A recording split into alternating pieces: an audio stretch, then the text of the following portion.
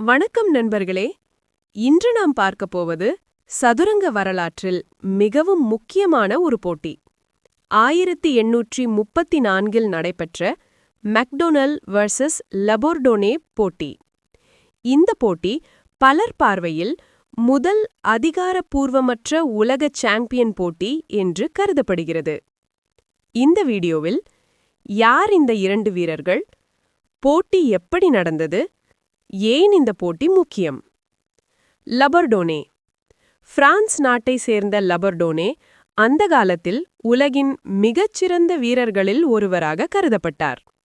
அவருடைய ஸ்டைல், வேகமாக நகர்வுகள் செய்வார், தாக்குதல் மற்றும் கணக்கீடு சிறப்பு. அலெக்சாண்டர் மெக்டொனேல். அயர்லாந்தை சேர்ந்த மெக்டொனேல் லண்டனில் வாழ்ந்த வணிகர் மற்றும் மிகச்சிறந்த சதுரங்க வீரர். அவருடைய ஸ்டைல், மெதுவாக யோசிப்பார், ஆனால் சில நேரங்களில் மிகவும் ஆபத்தான தாக்குதல்கள் செய்வார். இருவரும் ஸ்டைலில் முற்றிலும் மாறுபட்டவர்கள், அதனால் போட்டி மிகவும் சுவாரஸ்யமானது. 1834இல் லண்டனில் உள்ள வெஸ்ட்மினிஸ்டர் செஸ் கிளப்பில் இந்த போட்டி நடைபெற்றது. மொத்தம் 6 தனித்த மேட்ச்கள், 85 விளையாட்டுகள். முடிவுகள்: லபோர்டோனே 45 வெற்றி, மெக்டொனேல் 27 வெற்றி, டிரா 13.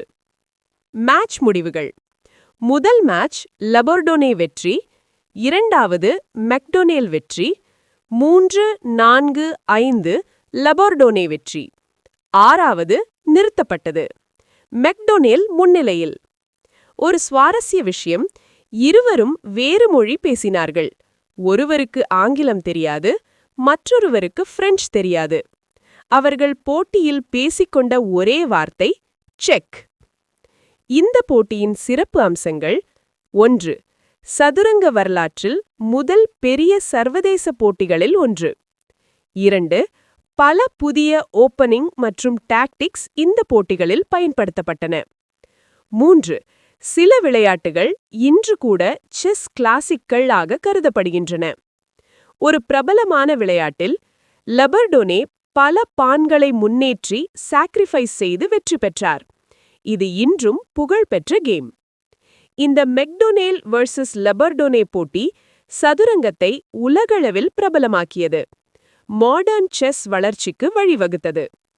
இன்றும் இந்த போட்டிகள் சதுரங்க வரலாற்றில் மிக முக்கியமான இடத்தை பிடித்திருக்கின்றன. நன்றி நண்பர்களே. இந்த வீடியோ பிடித்திருந்தால் லைக் பண்ணுங்க, சப்ஸ்கிரைப் பண்ணுங்க. அடுத்த வீடியோவில் இன்னொரு சதுரங்க வரலாறு பார்க்கலாம்.